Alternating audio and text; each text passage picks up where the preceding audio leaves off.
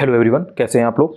Arjun batch के targets जो कि आरओ एआरओ के री एग्जाम यानी कि प्रीलिम्स और यूपीपीसीएस 2024 के प्रीलिम्स के लिए हैं, आप उन्हें पूरा कर रहे हैं कि नहीं, आपका रिवीजन साथ में चल रहा है कि नहीं, कमेंट्स में जरूर बताइएगा। इस वीडियो में पर्टिकुलरली यूपीपीसीएस 2024 के प्रीलिम्स और मेंस के बारे में बात करूंगा कि कैसे यूपीपीसीएस 2024 के लिए आप प्रीलिम्स और मेंस को एक साथ लेकर के चल सकते हो। आपको मालूम है कि यूपीपीसीएस 2024 का प्रीलिम्स जो कि 17 मार्च को होना था वो टल गया था, वो पोस्टपोन हो गया था और अब ये जुलाई में प्रस्तावित है। तो जब उसके बाद में रिजल्ट आएगा, देन मेंस का एग्जाम होगा, तो फिर जो गैप मिलेगा उसमें अगर आप सिर्फ और सिर्फ मेंस की तैयारी करने के लिए देखेंगे तो कहीं ना कहीं वो टाइम आपके लिए एनफ नहीं होगा, पर्याप्त नहीं होगा। तो इसलिए अभी से आपको मेंस भी लेकर के चलना पड़ेगा यूपीपीसीएस 2024 के लिए, और प्रीलिम्स तो आप साथ में पढ़ोगे ही पढ़ोगे। तो इंटीग्रेटेड वीडियो में कैसे तैयारी करें, इसके लिए कुछ जरूरी पॉइंट्स को इस वीडियो में मैं शेयर करने वाला हूं।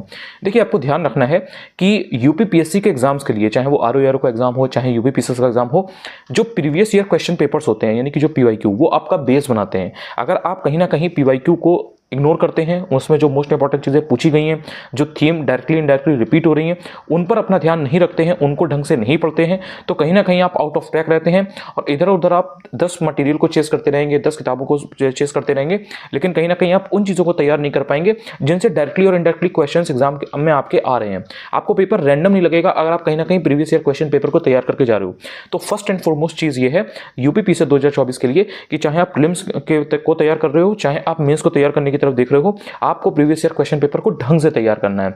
दूसरा जो इंपॉर्टेंट पिलर है वो आपको ध्यान रखना है कि घटना चक्र और ल्यूसेंट, इनको आपको अच्छे से पढ़ना है। अब इसमें होता क्या है, जैसे आपने पीवाईक्यू को ढंग से एनालाइज किया तो उसमें आपको पता लगेगा कि कुछ कुछ ये पर्टिकुलरली इंपॉर्टेंट चीजें हैं जो आपसे रिपीटेडली पूछी जाती हैं, और कुछ चीजें ऐसी हैं जो रैंडम है, यानी कि जिनका कुछ श्योर नहीं होता है कि ये कभी आया कभी नहीं आया, इस टाइप का होता है।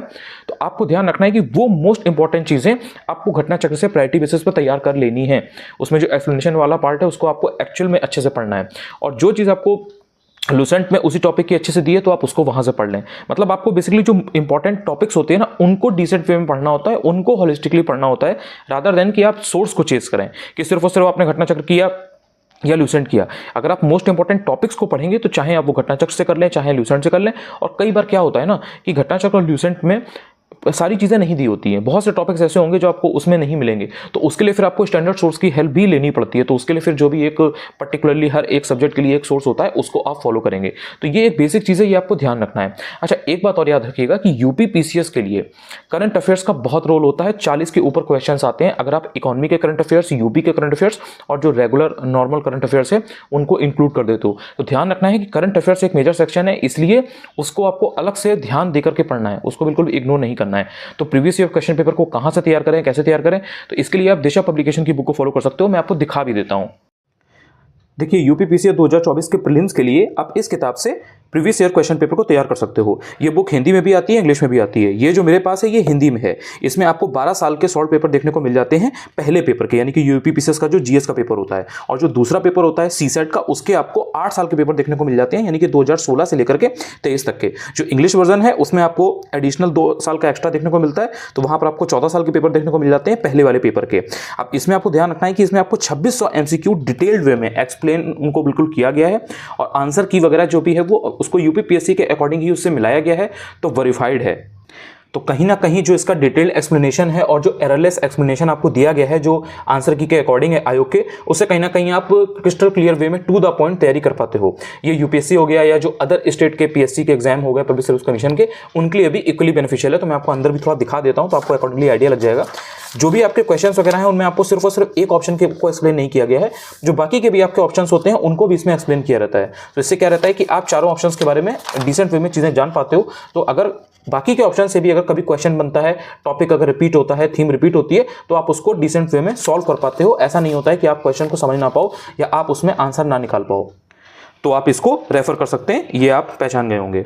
सो प्रीलिम्स में मैंने आपको जो इंपॉर्टेंट पॉइंटर्स बताए हैं उनको ध्यान रखिएगा, और साथ में रिवीजन अच्छे से करिएगा। जो जो चीजें पढ़ते जाएं उनको अपने अकॉर्डिंग एक शेड्यूल बनाइए और उनको रेगुलर वे में रिवाइज करते रहिए। जितना ज्यादा आप रिवाइज करेंगे उतना ज्यादा आप कनेक्टेड रहेंगे अपनी प्रिपरेशन में, और आप बेटर वे में समझ पाएंगे कि जो टेस्ट पेपर आप लगा रहे हो हफ्ते 2 हफ्ते में, जो भी सेक्शनल टेस्ट आप लगा रहे हो किसी भी पर्टिकुलरली सब्जेक्ट का जो आपने पढ़ा, तो उसमें आप आउट ऑफ ट्रैक तो नहीं हो। आप वो चीजें तो नहीं पढ़ रहे हो जो कहीं कहीं दूर तक भी एग्जाम में आपकी नहीं पूछी गई हैं या पूछी जा सकती हैं। तो जब आप पीवाईक्यू के साथ अपनी प्रिपरेशन को अलाइन करोगे तो आप बेटर वे में चीजों को समझ पाओगे। तो प्रीलिम्स के लिए ये था। अब बात करूंगा मेंस के बारे में। देखिए, जिस तरह से यूपीपीसीएस 2024 के लिए आपको प्रीलिम्स में पीवाईक्यू पर फोकस फोकस रखना है। ठीक इसी तरह से सबसे पहले जब आप मेंस की प्रिपरेशन स्टार्ट कर रहे हो, बहुत सारे कैंडिडेट्स ऐसे हैं जिनके लगातार मेल आ रहे थे, कमेंट्स में भी वो पूछ रहे थे कि मेंस के लिए कहां से शुरू करें, वो जो एक ओरिजिन है कि कहां से सबसे पहला स्टेप क्या लें। तो वो ओरिजिन, वो स्टेप जो सबसे पहला है वो ये है कि आप प्रीवियस ईयर क्वेश्चन पेपर को मेंस का एनालाइज करिए। उसके लिए आपके पास कम से कम जो पिछले 6 सालों में हुए हैं, यानी कि 2018 में जब से जीएस के पेपर सब्जेक्टिव होने स्टार्ट हुए हैं, तो तब से लेकर के आपको 2023 तक, यानी कि जब ऑप्शनल हटने के बाद 2 पेपर यूपी स्पेशल के ऐड हुए हैं, आपको इन 6 सालों के क्वेश्चन को अच्छे से एनालाइज करना है और उनको सॉल्व करना है। सॉल्व का मतलब ये है कि जो क्वेश्चंस आए हुए हैं उनका सॉल्यूशन आपको पढ़ना है, सॉल्व वे में आपको तैयार करना है। इससे क्या होता है कि आपको एक तो समझ में आता है कि क्या चीजें रिपीट हो रही हैं डायरेक्टली इनडायरेक्टली। बहुत सारे क्वेश्चंस ऐसे हैं, इवन अगर आप एथिक्स का पेपर देखोगे तो एथिक्स में जो चीजें 2018 में आई हुई थी वही आप देख रहे हो घूम फिर के 2021 में आ रही हैं, वही चीजें घूम फिर के 2023 में आ रही हैं। तो होता क्या है कि जो थीम है वो डायरेक्टली इनडायरेक्टली रिपीट होती है। कई बार तो एग्जैक्ट क्वेश्चन रिपीट हो जाता है, वरना थीम तो बहुत रिपीट होती है। तो ये सारी चीजें आप एक्चुअल में तब जान पाते हो जब आप होलिस्टिकली एनालाइज करते हो, जब आप कॉम्प्रिहेंसिवली चीजों को देख पाते हो कि अच्छा ठीक है, ये चीज यहां पूछी गई थी, ये चीज यहां भी पूछी जा रही है, तो ये चीज इंपॉर्टेंट है।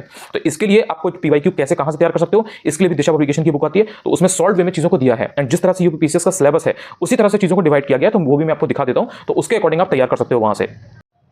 देखिए मेंस के लिए ये 6 साल के सॉल्व पेपर हैं यूपीपीसीएस के लिए। इसमें जिस तरह से यूपीपीसीएस का सिलेबस है कि आपके समान अध्ययन के 6 पेपर होते हैं, यूपी स्पेशल के 2 पेपर जब से ऐड हो गए हैं, उसके पहले 4 पेपर होते थे, उसके अलावा आपका निबंध का पेपर होता है और साथ में समान हिंदी का। तो इसी तरह से इस किताब में सारी चीजों को डिवाइड करते हुए चीजें दी गई हैं। समान हिंदी की अगर आप बात करोगे तो इसमें आपको गद्यांश हो गया, पत्र लेखन हो गया, व्याकरण हो गया, ये दिया गया है। अगर आप निबंध की बात करोगे तो आपको वर्ड लिमिट को ध्यान में रखते हुए 36 से ज्यादा निबंध दिए गए हैं, जो अभी मैं आपको आगे दिखाऊंगा अभी।